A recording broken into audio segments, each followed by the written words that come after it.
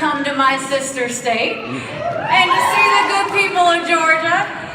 But we have somebody kind of cool that's here with us as well, and he has lost his voice. So I will tell you, the interesting thing is, when you work hard and you fight hard, sometimes these things happen.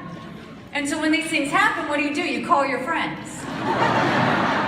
And when you call your friends, it's a dangerous thing when you say, will you speak for me? Because you know what I think Marco would say if he could talk?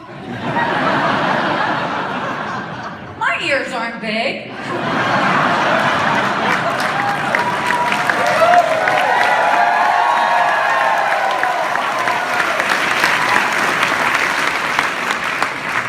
So there's one thing that I've always known, and that is, if you really want to know what kind of leader you're going to get, you can always tell by how hard they work in a campaign.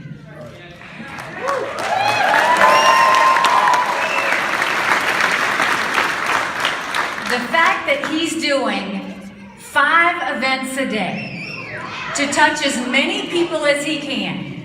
And when he gets up and he says, I don't have a voice, but he knows we've got thousands of people out here in Georgia and says, I'm going anyway, that's someone who's fighting all the way to. But they didn't allow women to be judges, and she wasn't able to do it. Yet when she came to this country, 6 years ago, she got to watch her daughter become the first female governor of the state of South Carolina.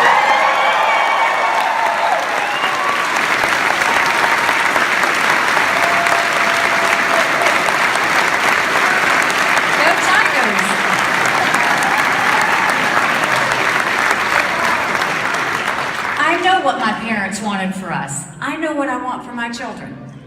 First and foremost, I want a president that's going to keep my children safe.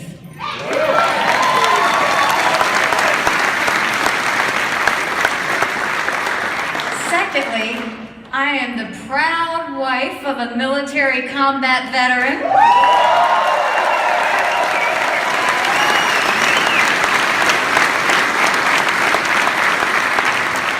Know the worries that military families go through. And let me tell you something that Marco goes around and says all the time.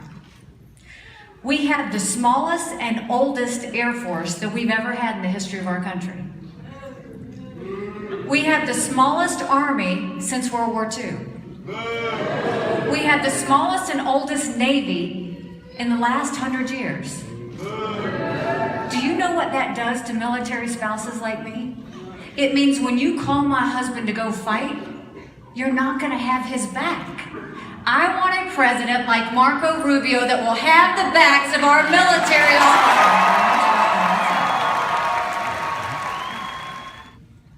We are talking about a man who has filed for bankruptcy 4 times.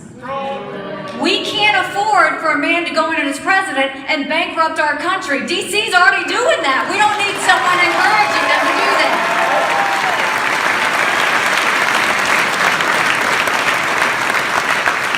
Donald Trump is one that goes after project after project after project. We've seen it with Trump vodka. We've seen it with Trump mortgage. We've seen it with all of his Trump endeavors. And right now, he's being sued for fraud with Trump University. Every single one of them has failed. And now he wants to run for president. This is not a game. We're not a project. This is the best country in the world fighting for the truth and value of what makes us great.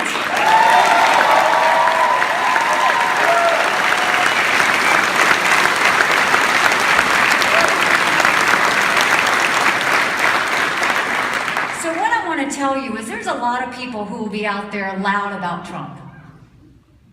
But the one thing that I want you to remember, that I came from South Carolina to Georgia to tell you, is South Carolina went through a terrible tragedy last year. And the KKK came to South Carolina from out of state to protest on our State House grounds.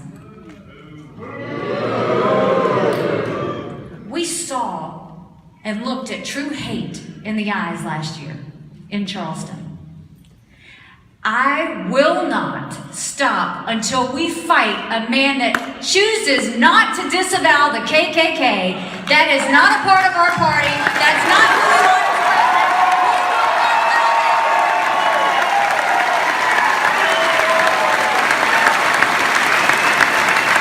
And that's why every time he says something outrageous, they cover it. They'll say, oh, this is so disrespectful, but they cover it. Not at the direction we're headed now.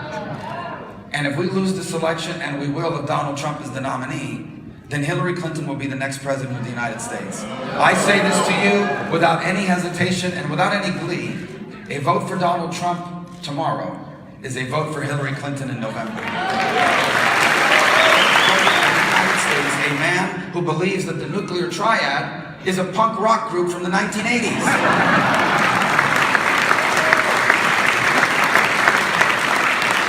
Defense spending is not the cause of our debt. And that is why when I am President of the United States, we are going to undertake a Reagan-style rebuilding of the United States military.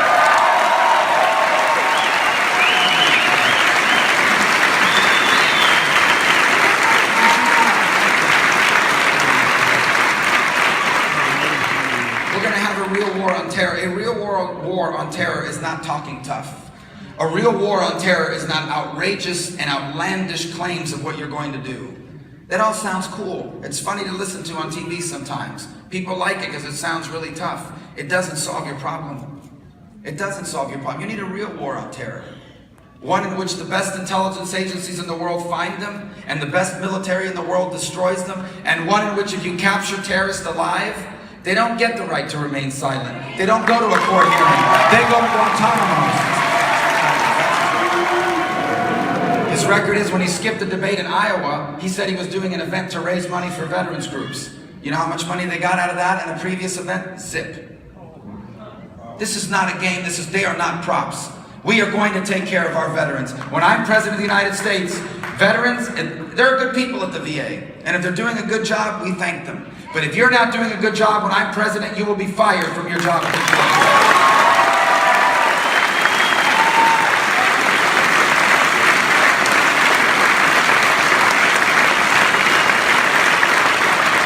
When I'm president, our veterans will not be there begging the VA for their benefits. When I'm president, veterans will be able to take their benefits to any hospital or any doctor that they want to go to.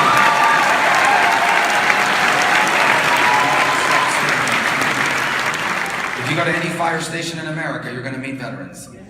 If you go to any police department in America, you're going to meet veterans. And yesterday or the day before, a couple days ago in Virginia, there were 3 police officers shot. One of them was on her first day on the job. She was a Marine reservist, and she died on her first day on the job, and she was a veteran. Blue lives matter. Blue lives matter. Not only do they matter, not only do blue lives matter,